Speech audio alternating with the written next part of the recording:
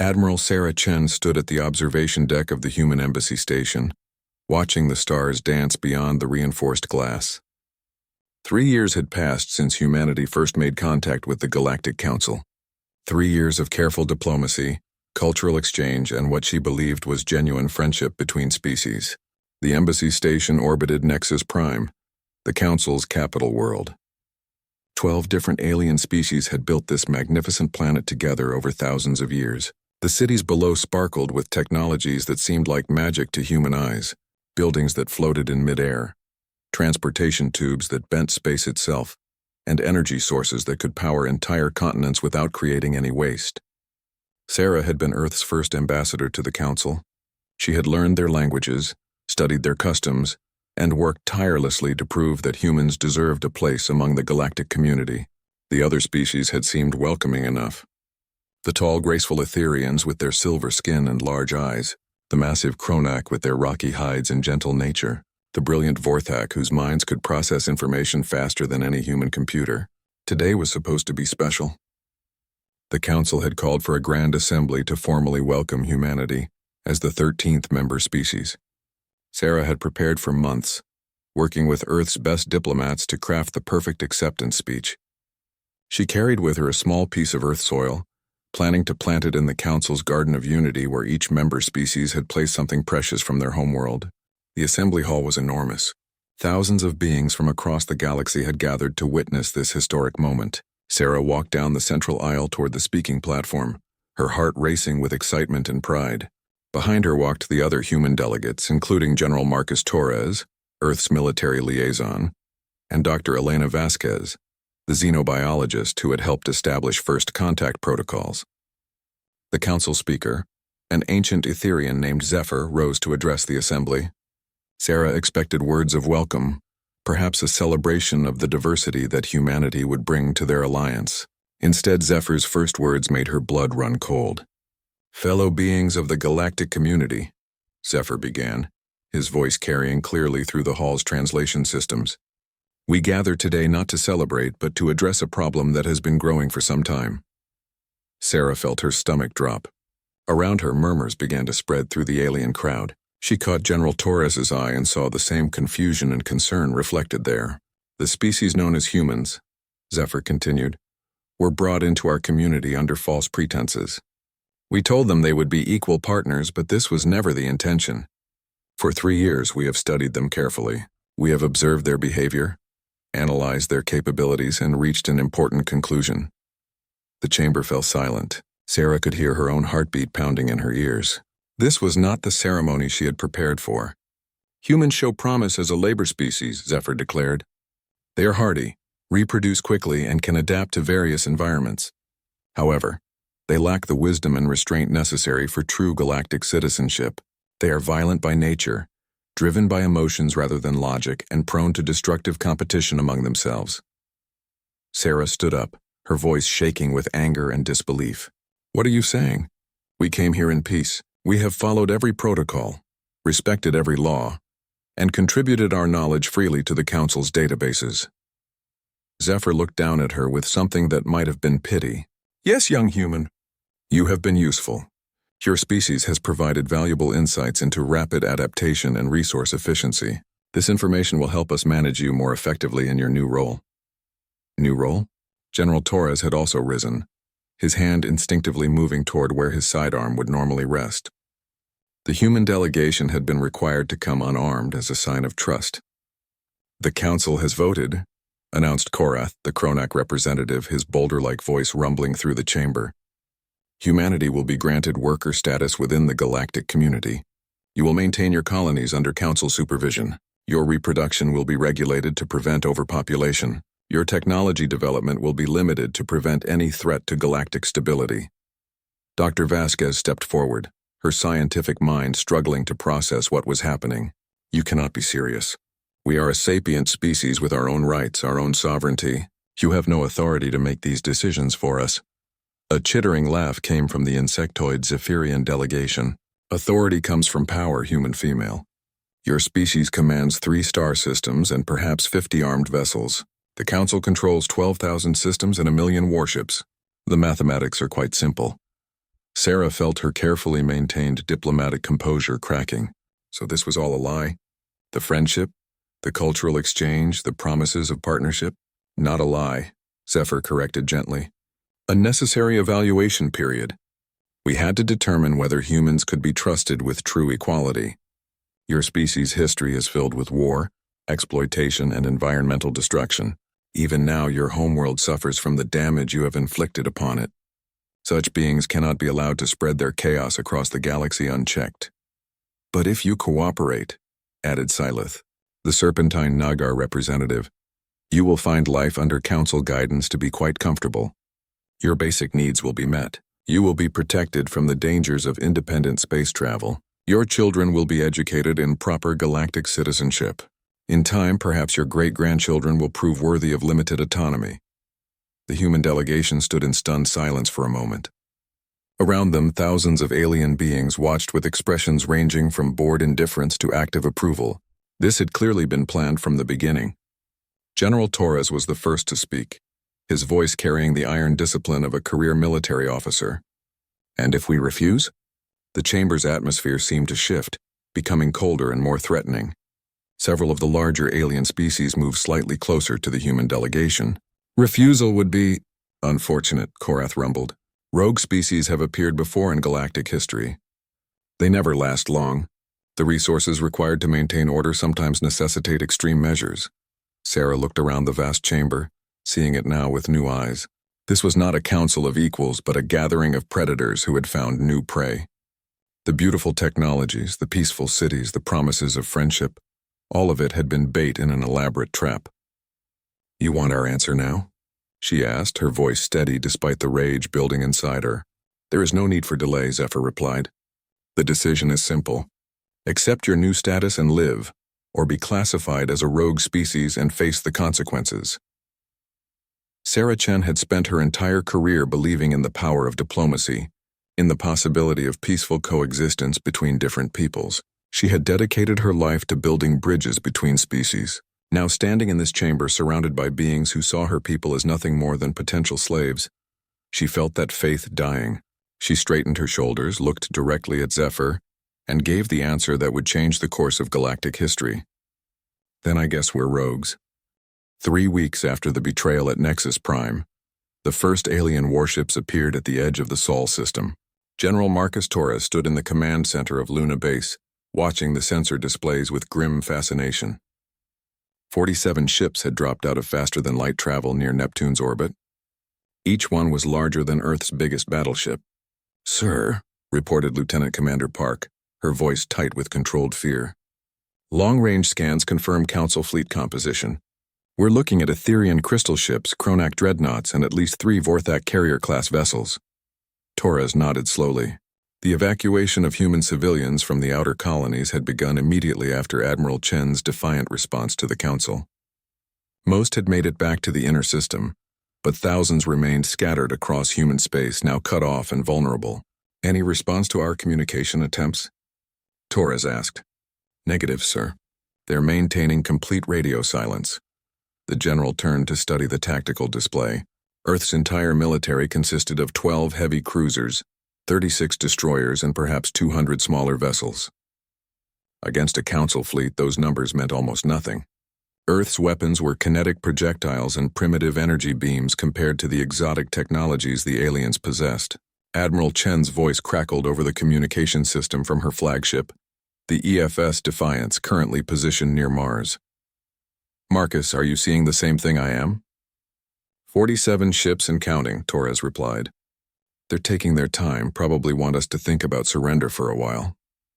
Any chance they'll actually talk?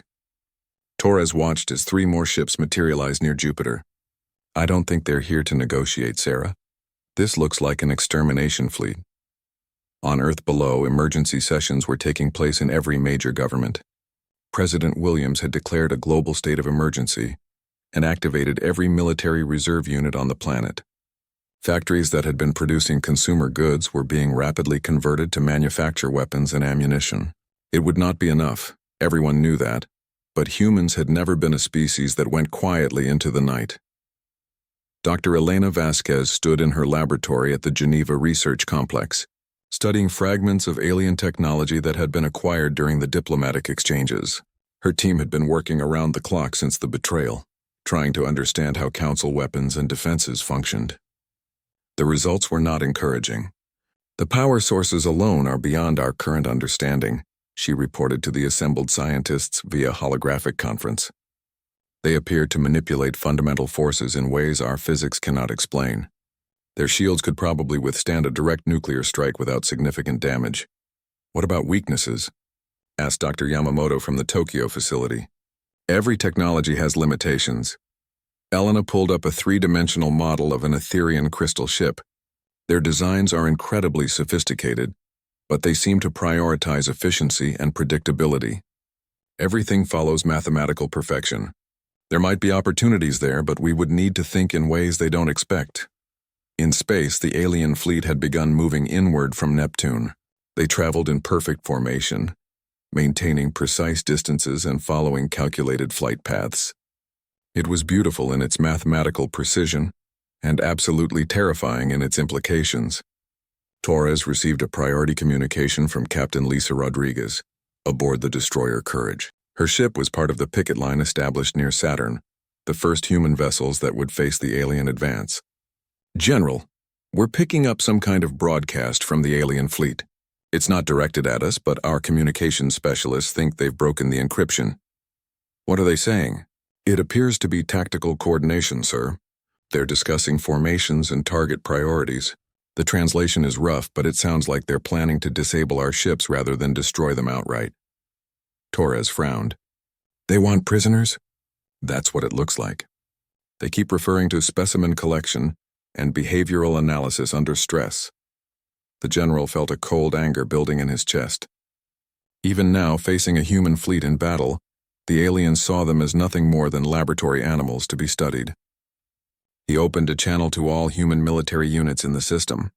"All ships, this is General Torres.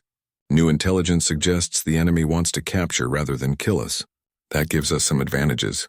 They'll hesitate to use maximum firepower, and they'll try to disable rather than destroy. We can use that against them." Admiral Chen's voice joined the conference. "What are you thinking, Marcus?" "I'm thinking we show them that humans don't follow their mathematical models. Every engagement becomes unpredictable.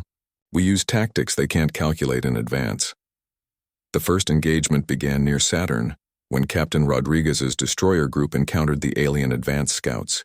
The Council ships moved with the same precise coordination they had shown throughout their approach.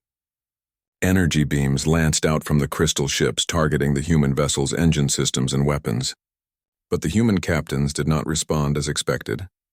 Instead of trying to outgun the superior alien vessels, they scattered in seemingly random directions. Captain Rodriguez ordered her ship to dive directly towards Saturn's rings, using the ice and rock as cover. Another destroyer fired all its missiles at once, not at the enemy ships but at random points in space, creating a chaotic debris field. The alien ships hesitated. Their tactical computers had calculated thousands of possible human responses, but erratic behavior based on desperation rather than strategy was not among them. In that moment of confusion, the human destroyers struck. Rodriguez's ship emerged from Saturn's rings at an unexpected angle, ramming directly into the side of an Etherian crystal ship. The collision destroyed both vessels, but the alien crew had not expected a suicide attack. The other human ships used the distraction to target specific points on the remaining alien vessels, areas that Dr. Vasquez's research had suggested might be vulnerable. The engagement lasted only minutes. 2 alien ships were destroyed, 1 heavily damaged. 3 human destroyers were lost, with a 4th crippled. By any rational calculation, the aliens had won. But they had also learned something that troubled their commanders. Humans did not fight rationally. General Torres received the battle reports with mixed emotions. The losses hurt, but the engagement had revealed something important. The aliens could be surprised, and surprise was the only advantage humanity possessed. "All unit," he broadcast across the fleet. "The enemy expects us to behave logically. Our new strategy is to be completely unpredictable. Use tactics that make no sense. Take risks no sane commander would consider. Make them afraid of what we might do next." On Earth, news of the first engagement spread quickly. The civilian population had been told the truth about humanity's situation. There was panic in some places, but also a surprising amount of determination. Factories worked around the clock. Volunteers lined up at recruitment centers. Scientists shared research across all national boundaries for the first time in human history. Dr. Vasquez made a breakthrough while analyzing wreckage from the Saturn engagement. The alien ships, for all their advanced technology, followed rigid programming patterns. Their computers made decisions based on logical assessments of threat and opportunity. But logic had limitations when facing an enemy that refused to be logical. "We need to think like humans," she told her research team. "Not like alien computers." What would a human do that no rational being would consider? The answer would come to define humanity's resistance. They would do everything the galaxy considered impossible. As the alien fleet moved deeper into the Sol system, they found themselves facing an enemy unlike any they had encountered before. Humans who used civilian cargo ships as weapons, military commanders who treated their own lives as expendable resources, tactics that violated every principle of strategic thinking. The siege of humanity's home system had begun, but the aliens were discovering that conquering humans would be far more difficult than their calculations had predicted. Dr. Elena Vasquez crouched in the maintenance tunnels beneath New Geneva Colony on Kepler 442b, listening to the heavy footsteps of Kronak occupation troops overhead. 6 months had passed since the Council's betrayal, and most human colonies outside the Sol system had fallen to alien forces. But falling and being conquered were two different things. The colony that had once housed 50,000 human settlers now served as a re-education facility under Council control. The aliens had expected grateful cooperation from humans who would be saved from their primitive government. Instead, they found a population that seemed to vanish into the infrastructure itself. Elena crawled through the narrow tunnel toward her destination, carrying a small device that would have looked like a simple medical scanner to any alien inspector. In reality, it was a weapon designed specifically to target Kronak neural systems. Her team had spent weeks studying captured alien equipment and biological samples, learning how their enemies functioned on the most basic level. "Phoenix Base, this is Mockingbird," she whispered into her communicator, using the code names the Resistance had adopted. "I'm in position at Target Alpha." The voice that responded belonged to Captain James Wright, formerly of the colony's security force and now leader of the underground resistance. "Copy, Mockingbird. Thunder and Lightning report ready at their positions. Execute in 60 seconds. Elena checked her chronometer and prepared to move. Around her, dozens of other resistance members were crawling through similar tunnels, preparing to strike simultaneously at multiple alien installations. The plan was simple in concept but devastating in execution. Hit the occupying forces in ways they could not predict or defend against. Above ground, the Kronak garrison commander Thurok was reviewing daily reports in what had once been the colony's administrative center. His species had conquered 17 worlds in the past 1,000 years, always following the same efficient pattern.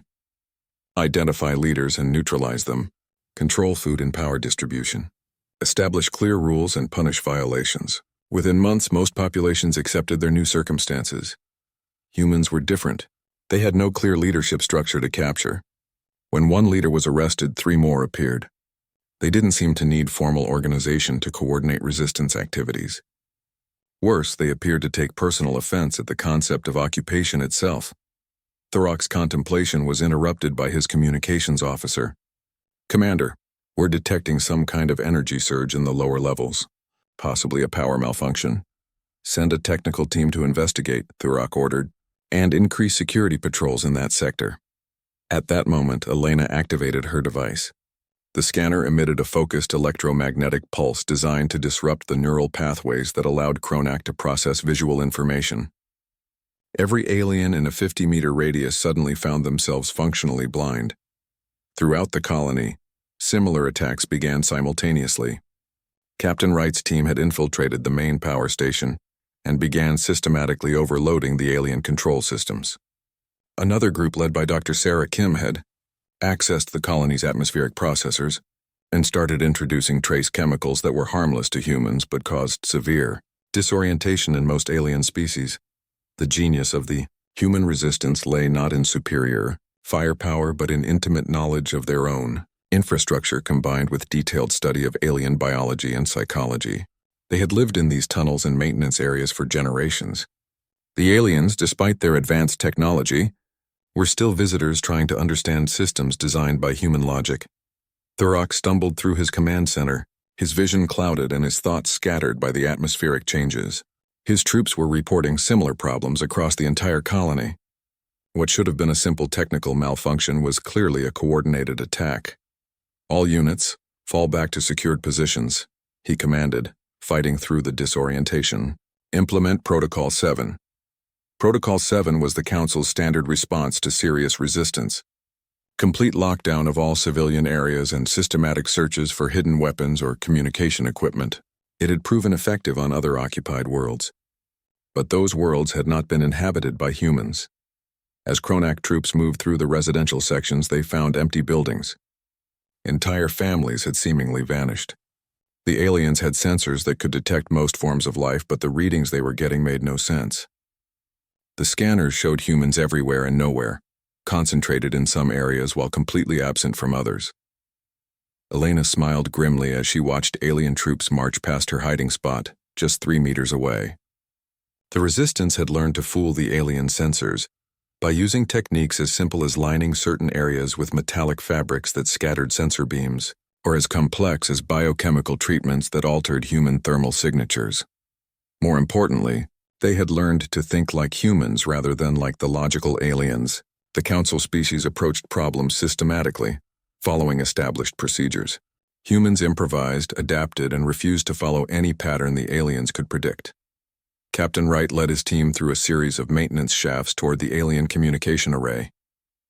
Disabling it would cut the colony's connection to the broader Council fleet and force the local commander to make decisions without outside guidance. More critically, it would prevent them from calling for reinforcements. The array was heavily guarded, of course, but the aliens had positioned their guards according to standard defensive doctrine. They protected the obvious approaches and established clear fields of fire. They had not considered that humans might attack from below, through the colony's waste disposal system.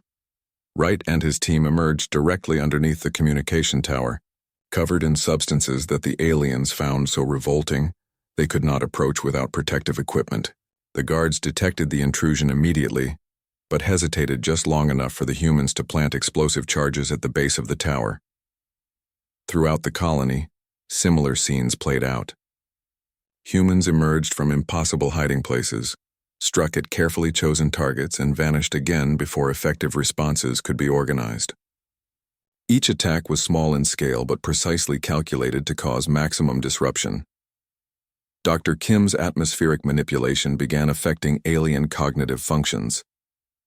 The changes were subtle at first, causing slight delays in reaction time and minor difficulties with complex calculations.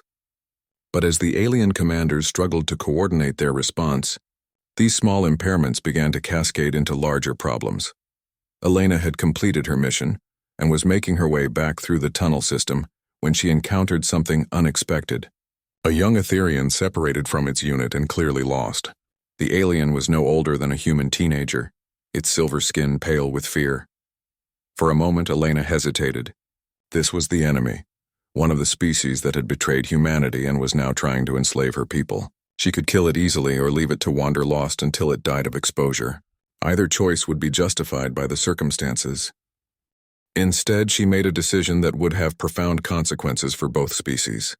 She approached the young alien carefully, hands visible and movement slow. "Are you hurt?" she asked in the Etherian language she had learned during the diplomatic period.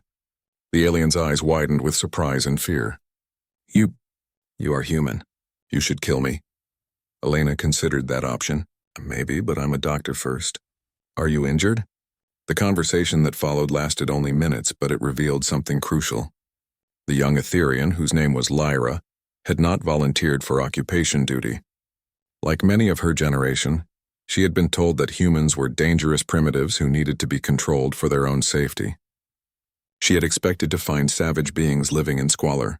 Instead, she had found a resistance movement that was disciplined, intelligent, and surprisingly compassionate. Elena bandaged a minor injury on Lyra's arm and provided her with directions back to the alien command post. "Why are you helping me?" Lyra asked as Elena prepared to leave. "Because that's what humans do," Elena replied. "We help people who need help, even our enemies." Lyra would remember those words. Within hours, she was questioning everything the Council had told her about human nature. Within days, she was secretly passing information to the Resistance. Within weeks, she had become the first alien to actively support the human cause. The pattern spread to other occupied colonies. Human resistance groups, instead of simply fighting their occupiers, began demonstrating the very qualities that the Council claimed they lacked. They showed mercy to captured enemies, protected alien civilians caught in crossfire, and maintained moral standards even under extreme pressure. Some aliens began to question their government's propaganda. Others started providing covert assistance to human resistance cells. A few openly defected, choosing to fight alongside the species they had been sent to subdue.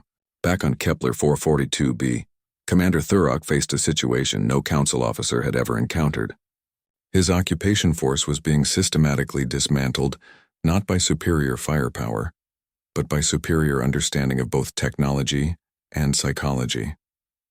His troops were demoralized, his equipment was failing, and worst of all, some of his own personnel were beginning to sympathize with the enemy. The Resistance had achieved something far more dangerous than military victory. They had planted doubt in alien minds about the righteousness of their cause. As reports from Kepler 442b reached other occupied worlds, similar resistance movements began to spring up, each one learning from the successes and failures of the others. Dr. Elena Vasquez had become more than a scientist or a resistance fighter. She had become the architect of a new kind of warfare, one that targeted not just enemy bodies and equipment, but enemy beliefs and assumptions. The Council had expected to face human desperation and rage.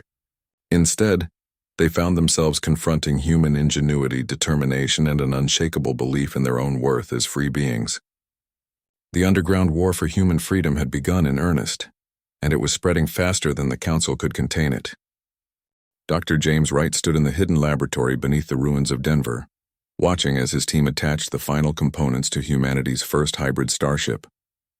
8 months had passed since the Council's betrayal, and the siege of Earth continued.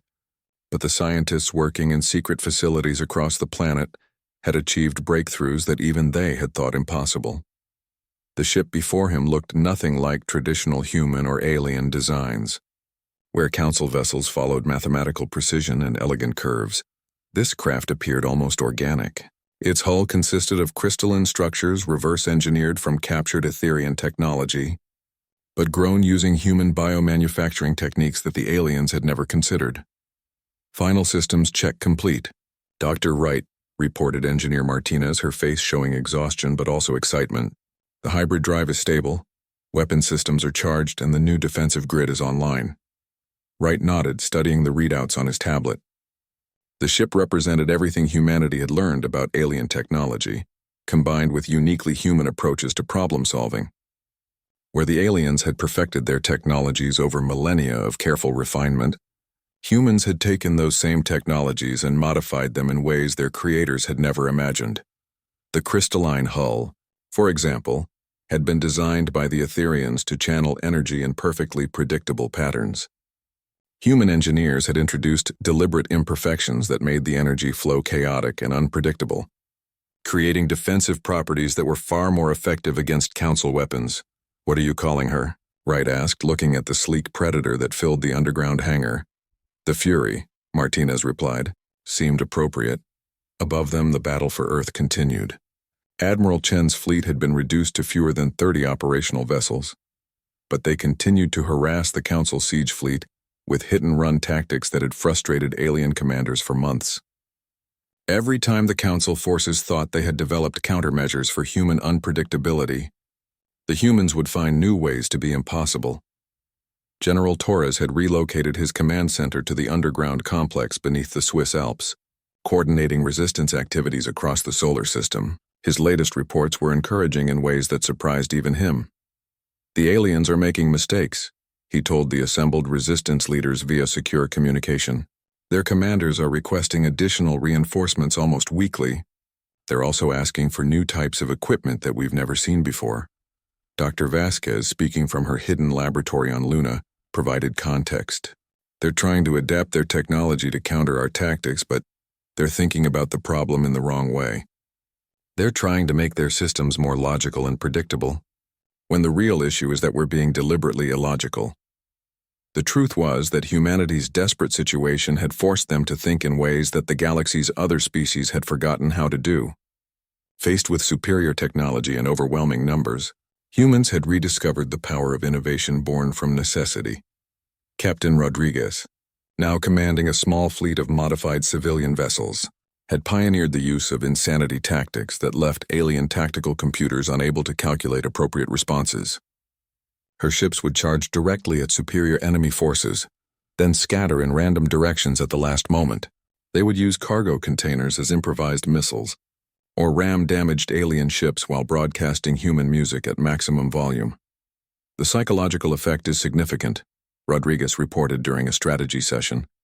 We intercepted alien communications suggesting their crews are becoming nervous about engaging human vessels. They don't know what we might do next. And that uncertainty is affecting their combat effectiveness, but it was in the secret laboratories that humanity's greatest victories were being won. Dr. Wright's team had not simply copied alien technology. They had improved it by applying human perspectives that the original creators had never considered. The hybrid drive system, for instance, combined Vorthak space-folding technology with human computational chaos theory. Instead of following the precise mathematical models that alien drives required, the human version introduced controlled randomness that made their ships' movements nearly impossible to predict or intercept. Human weapons designers had taken a similar approach. Council energy weapons were highly efficient, delivering maximum destruction with minimal energy expenditure.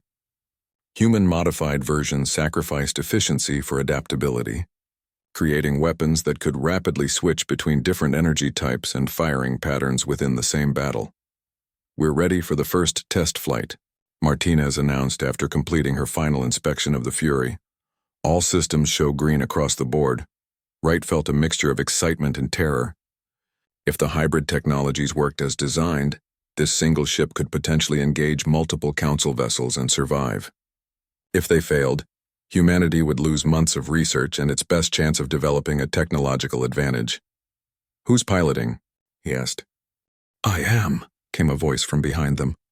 Wright turned to see Captain Sarah Kim, formerly of the Colony Security Forces and now one of Earth's most experienced combat pilots.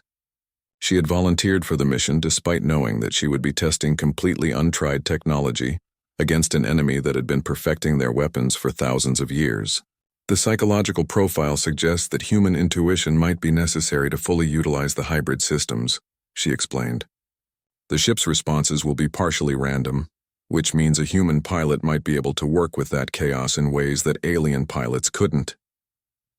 The test flight launched at dawn, Earth time. The Fury rose from its hidden underground hangar and accelerated toward the outer system, where Council patrol ships maintained their siege positions. Long-range sensors tracked the small vessel as it approached a formation of 3 Etherian crystal ships. What happened next would be studied by military tacticians for decades to come. The Fury engaged the alien patrol using combat techniques that violated every principle of space warfare. Instead of maintaining safe distances and exchanging long-range fire, Captain Kim flew her ship directly into the enemy formation, using the chaotic energy patterns of her modified hull to disrupt their targeting systems. The alien ships found themselves unable to maintain target locks on a vessel that seemed to phase in and out of their sensor range randomly. Their own weapons, designed for precision engagement, became ineffective against a target that refused to follow predictable flight patterns. Within minutes, one Etherian ship was destroyed and another heavily damaged. The third retreated, broadcasting urgent warnings about new human capabilities. Captain Kim brought the Fury home without significant damage, proving that humanity's hybrid approach to technology could give them a fighting chance. Word of the successful test spread quickly through the resistance networks. In hidden facilities across Earth and its colonies, human engineers began implementing similar modifications to their existing equipment. The technological revolution that would change the balance of power in the galaxy had begun. But the implications went beyond simple military advantage. Human approaches to technology were fundamentally different from those used by Council species. Where aliens sought perfection and predictability, humans embraced chaos and adaptation. This philosophical difference would prove to be humanity's greatest strength. Dr. Wright began work on scaling up production of hybrid vessels immediately. Each ship would be unique, incorporating random elements that would make fleet-wide countermeasures impossible to develop. Human tactical doctrine evolved to emphasize individual initiative and creative problem-solving over standardized procedures. The aliens, accustomed to fighting enemies who followed logical strategic principles, found themselves facing an opponent that seemed to grow stronger and more unpredictable with each engagement.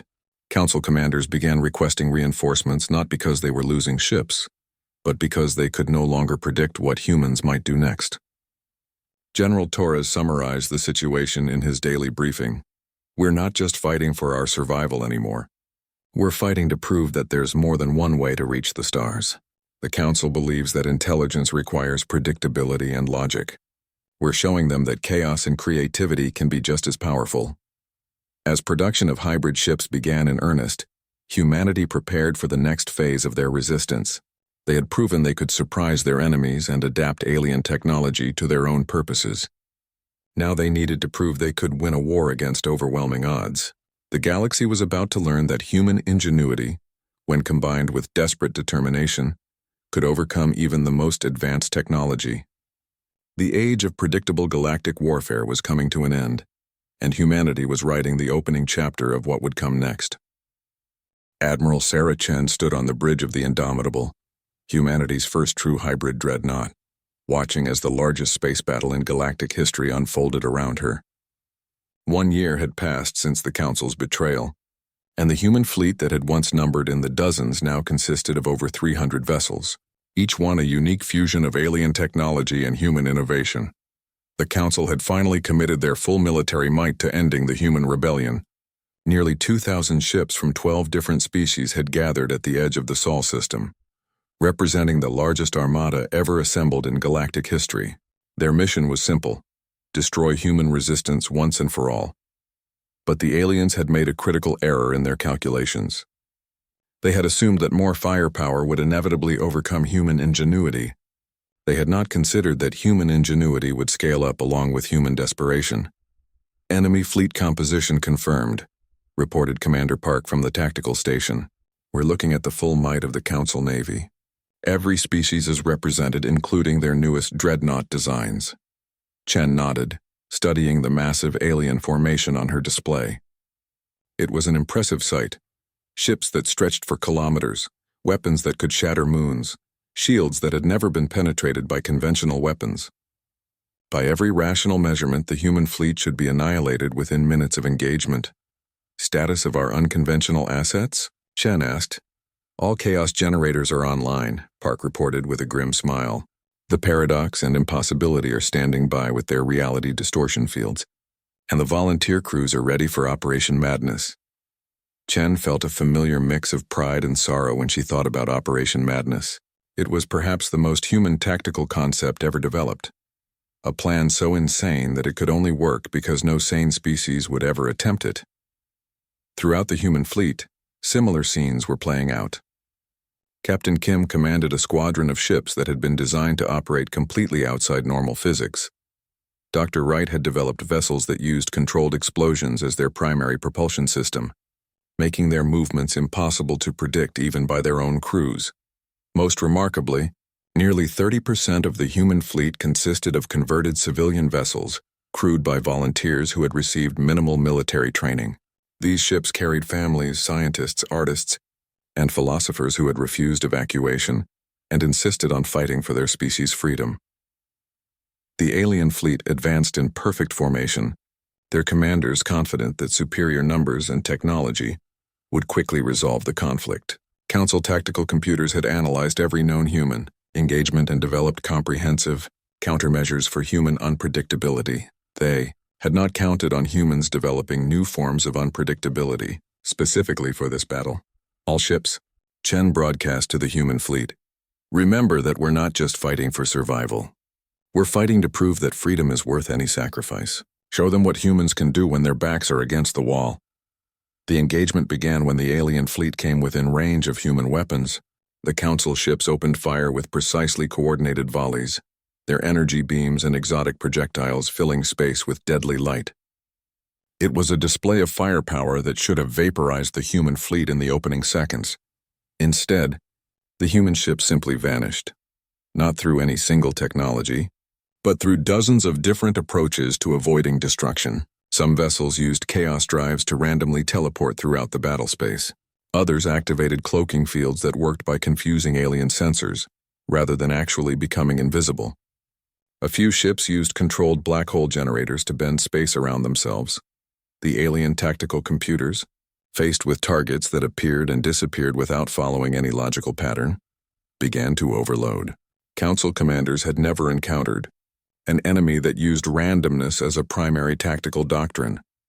Captain Kim led her squadron in what she called impossible maneuvers, using ships that could change direction instantly by manipulating local gravity fields.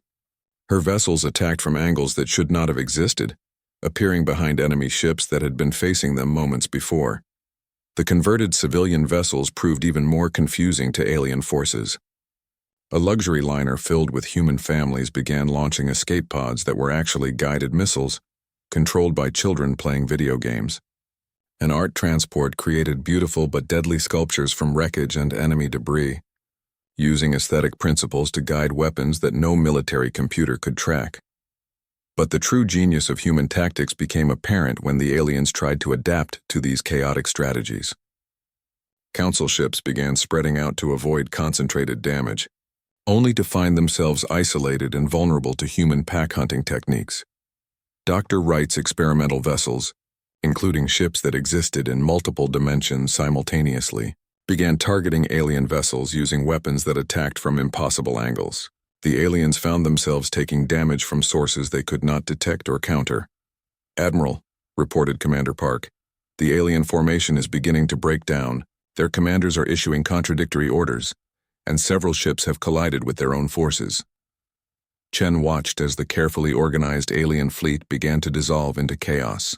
Council species had perfected the art of coordinated warfare over millennia, but they had never learned to fight against an enemy that used coordination as a weapon against them. Human ships began implementing mirror tactics, copying alien formations perfectly but adding subtle variations that caused the original formations to become self-destructive. When Council vessels tried to maintain their positions relative to human ships, they found themselves pulled into collision courses with their own allies. The battle raged for hours, but the outcome became clear within the first 30 minutes. The Council fleet, for all its numerical and technological superiority, could not adapt to an enemy that refused to follow any consistent strategy.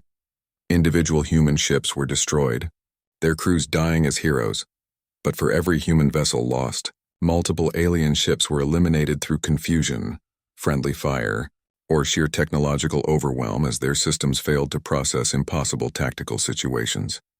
Captain Rodriguez, commanding a group of modified mining vessels, achieved perhaps the most impossible victory of the battle when her ships convinced an entire Council squadron to surrender by broadcasting human children's songs at them until their crews suffered complete psychological breakdowns. As the alien fleet began a full retreat, Shen received an unexpected communication. It came from Admiral Zephyr himself, the Etherean who had led the betrayal at Nexus Prime. "Admiral Chen," Zephyr's voice carried across space with what sounded like genuine respect. "We request immediate ceasefire negotiations."